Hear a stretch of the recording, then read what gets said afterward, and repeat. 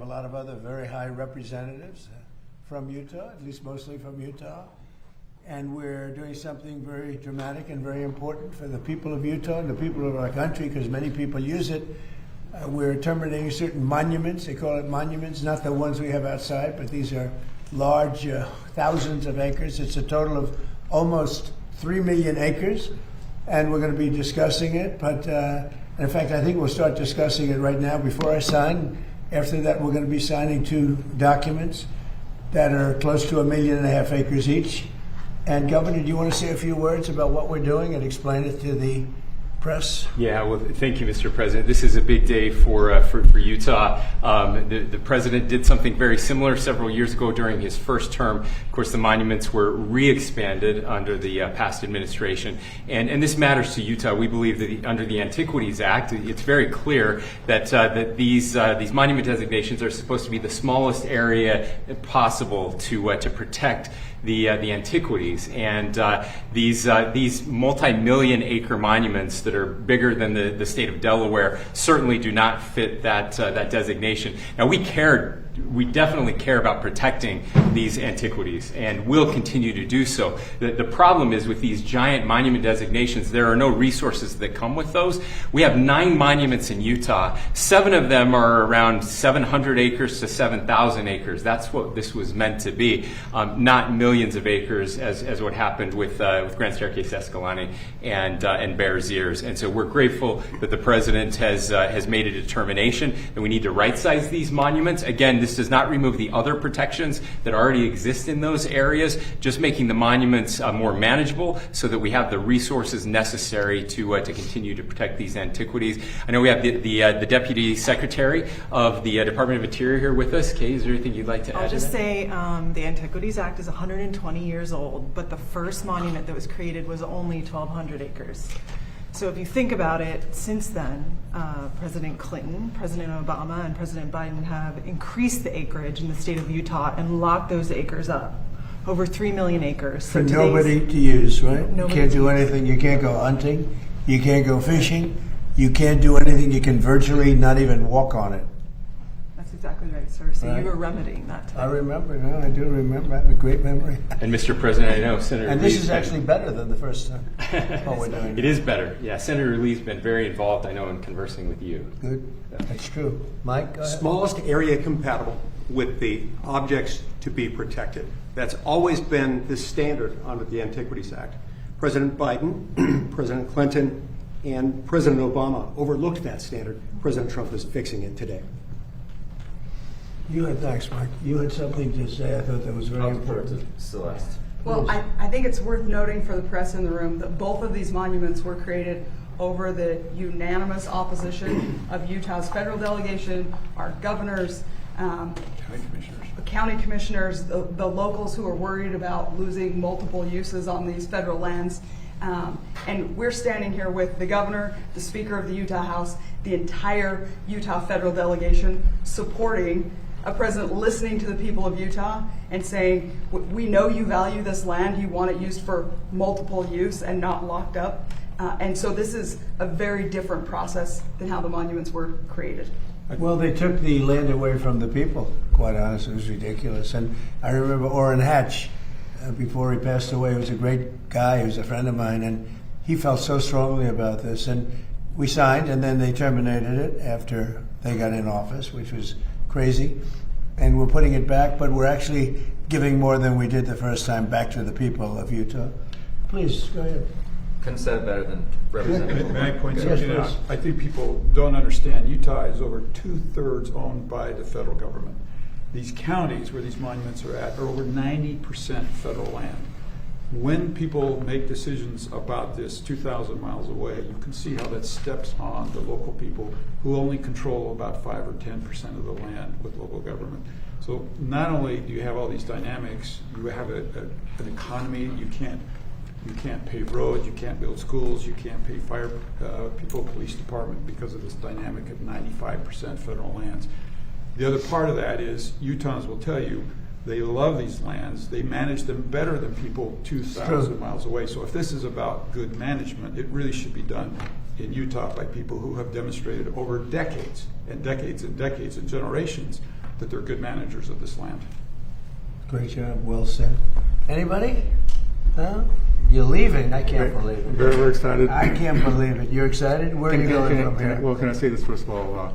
We sat down with the previous administration and said, then we'll just work this out, so we don't have to keep going back and forth. Just work with us. Right. And we promised if we didn't, that once we have the power, we're going to make sure that the people's voices are heard. So thank you for helping us keep our promise. Wow. And unfortunately, the last administration did not understand that this would happen one day. So thank you so much. Great honor.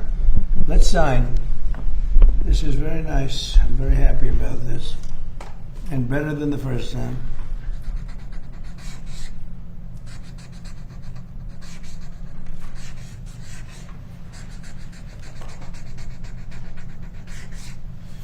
Okay, here's number one.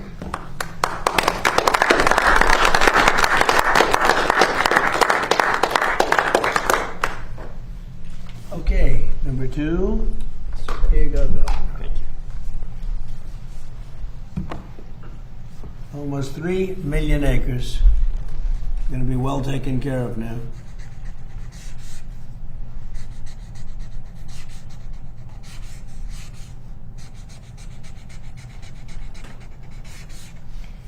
Okay. Penn, who should I give this to? Huh? Maybe the governor's representative, right?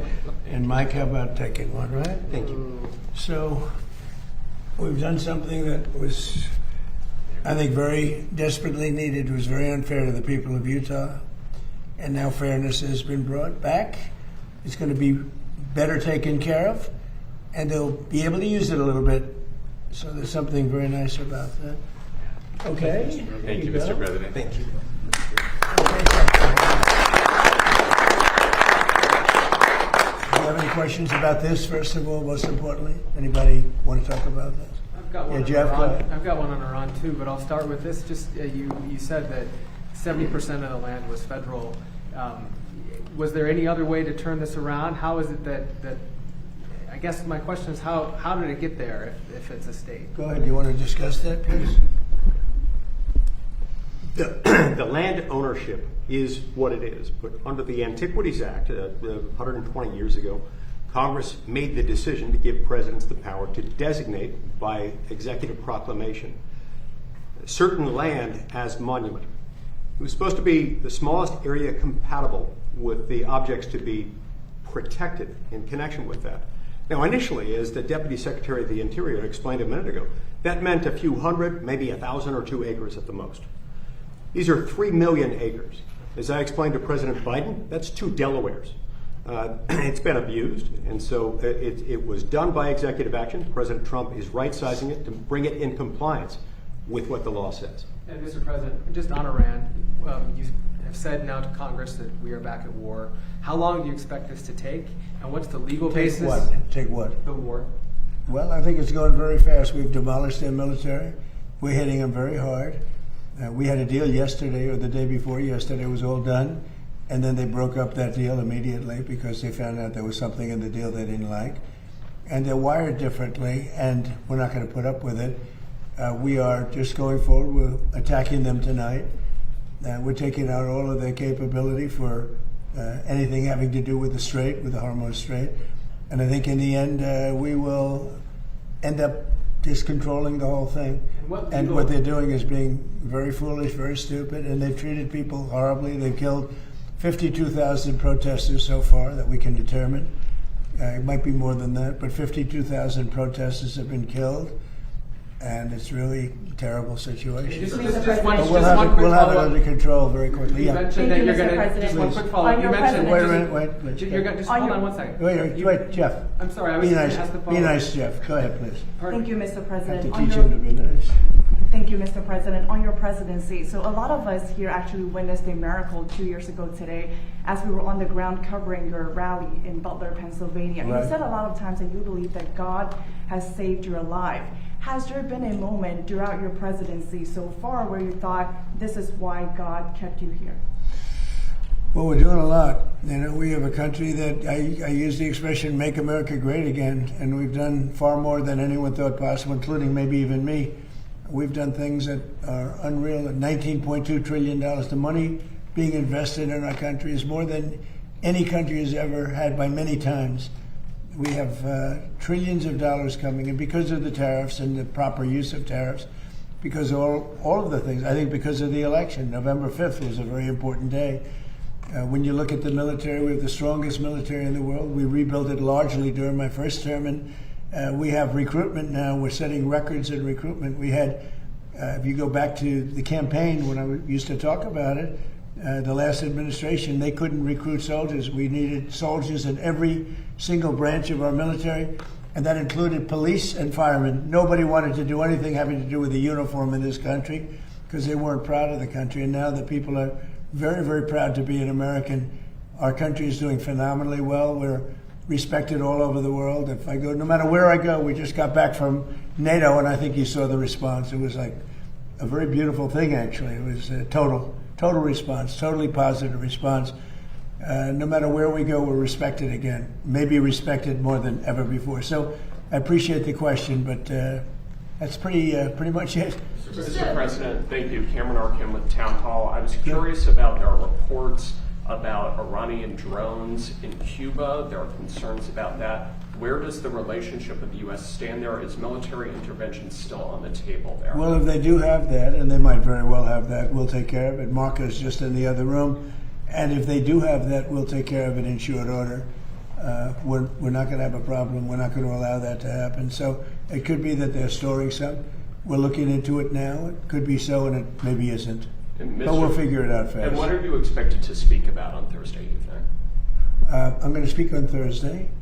We were thinking one of the nights, but this has been such a busy news day today with all that's happening. A lot of very positive things have happened, including the Indy. We're going to have an Indy race, as you know, in 41 days. And that's going to be incredible. Around the Capitol, around down Pennsylvania Avenue, it's going to be something. They have 250,000 tickets ordered. It'll be like UFC, which set every record in the book for that business, which is the business of fighting. So we have the Indy cars coming, and it's going to be great. And while we're talking, I have to pay on behalf of Mike and myself, and I think everybody's standing behind me very strongly. I want to pay my respects to Lindsey, who was our friend. He was a friend of all of us. He was a great guy. He was a great politician, actually. And it's hard to believe he's gone. He spoke to me just before he passed away, just to say hello. He got back. He felt fine. He was a little tired. And then this whole thing happened. And it's tough. So the flags are at half-mast until Saturday evening, which is an extended period of time, generally speaking, but I think he deserves it. And he's a fantastic person. He was a fantastic man. He was actually a great politician. He got along with almost everybody. And when he didn't get along, they knew it. He was tough, but he was a good man. He was very much in favor of the Save America Act. He called me about that. We were talking about that and some other things. But he just felt tired, but he felt fine. And then this horrible thing happened just a short time afterwards. So it was terrible. I just want to pay our respects. Mr. President, you mentioned that Iran has agreed to a deal and then walked away from it.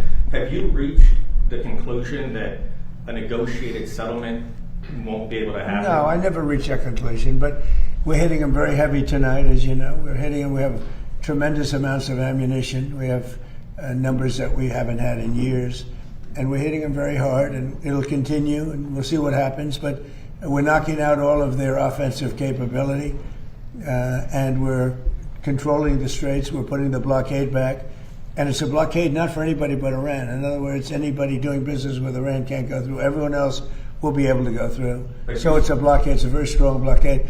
The blockade was probably more effective even than hitting them, but I think the combination is the thing that really does. But you think a deal is still possible? You think they'll return to the... Yeah, I think a deal is possible, sure, I do. But, Mr. President, you noted the United States is bombing Iran again. I mean, you've been bombing Iran for months now. Is this just the new normal for the American people? No, well, we're in Vietnam for 19 years. We're here for 4 months. So I think we've done a lot. We've knocked out their Navy in a period of 1 month. We knocked out their Air Force. Their Air Force is non-existent. We knocked out most of their missiles, most of their drones. We knocked out their drone manufacturing capability, about 92%. Their missile capability for manufacturing, we knocked out 89%. And they have a little capability, but they don't have any capability for us. This is almost a military skirmish. Now, with all of that being said, you have to get people that want to make something. We had a deal with them 2 days ago, and then they said, oh, we can't make that deal. We have to negotiate it further. And this is what they've done for 47 years. The difference is nobody negotiated like I do. And this should have been done by Bush and Obama and Biden and people before them, frankly. It's 47 years they've been ripping off everybody and really hurting and killing thousands of people. So they killed 52,000 protesters, but they killed many, many people with Soleimani, who I killed in the first term. Soleimani killed many people, many people, and not only killed, when you see a young former soldier walking around with no legs, no arms, a face that's been horribly hurt, that was done by Iran. That was done by Soleimani, who was a person that was very evil. He was an evil genius. He was looking to take out a lot of our military installations in Iraq and Iran, and I got him before he got us. So we have to do what we're doing, and the strait is open. It will be open. We've cut down their capability very substantially, but they're going to fight for a while. Our military has done a fantastic job, and the bottom line, though, and I say it to everybody, and I say it as much as they want to listen, Iran will not have a nuclear weapon. If we didn't bomb them with the B-2 bombers, that plane right there, if we didn't bomb them, they would have had a nuclear weapon long ago. Within 1 month from the day we bombed them, they would have had, if we didn't do it, they would have had a nuclear weapon. If they had a nuclear weapon, Israel would no longer be with us. The Middle East probably would no longer be with us, because you saw they sent missiles to 5 different countries that never even knew they were involved, because they're stone cold crazy. They are crazy. And we're not going to put it up. Yeah, I want to be reimbursed because we're protecting a very rich portion of the world. We're spending money. And so what we've done is we are going to be reimbursed for protection. We're protecting by the countries that we're helping. For instance, you look at the 5 countries. You have Saudi Arabia, you have UAE, you have Qatar, as I always say, you have Qatar, Bahrain, and by the way, you have others. You have Kuwait, and you have others, and they will do very well. But we think it's appropriate that we don't need them. We have more oil than any other country in the world. When you add Venezuela, which has been amazing, which has tremendous amounts of oil that we control, when you add Venezuela and everything else, we have more than 50% of the world's supply. We don't need it, but we need it from the standpoint of protecting allies, et cetera, including Israel, including Saudi Arabia, including Qatar, including UAE. We're protecting all of them, and we've done a very effective job. So 4 months ago, these people had military that was very strong, by far the strongest probably in the Middle East. They were called the bully of the Middle East. Now they don't have a Navy. They have 159 ships underwater. They had a total of 159 ships. Now every one of them is underwater. They had 230 airplanes, attack planes. They're all gone. They're gone. They had tremendous radar. It's all gone. They had tremendous anti-aircraft. It's all gone. Sadly, their leadership is all gone. They had their first-tier leaders are all dead. Their second-tier leaders are all dead. Their third-tier leaders, who we're dealing with, more or less, some of them are already gone. And then you read fake news like your network, CNN, which is fake news. You read them, you have them say, well, actually, aren't they doing quite well? Let me just tell you, they have now inflation of over 300%. 4 months ago, they had inflation of 5%. Now they're at over 300, could be 350%. They made a deal, they broke it, probably 10 times. And they killed a lot of people. They killed our people. But the protesters, what they've done to the protesters, 52,000. Have you ever seen any of the burial lots where they're burying the protesters? They killed 52,000 protesters, and on my watch, they can't do any of that. So we have them in a position that they don't have any military. There's not a thing they can do about it. All they have is fake news, because they have the fake news, would rather see us lose the war than win the war, which is really treasonous, in a certain way. So we're doing another very major attack tonight. They want to make a deal. They came back. We made a deal 2 days ago, and they want to make a deal. They've been negotiating for 47 years, but nobody's ever hit them militarily. We're hitting them very hard. Thank you very much, everybody.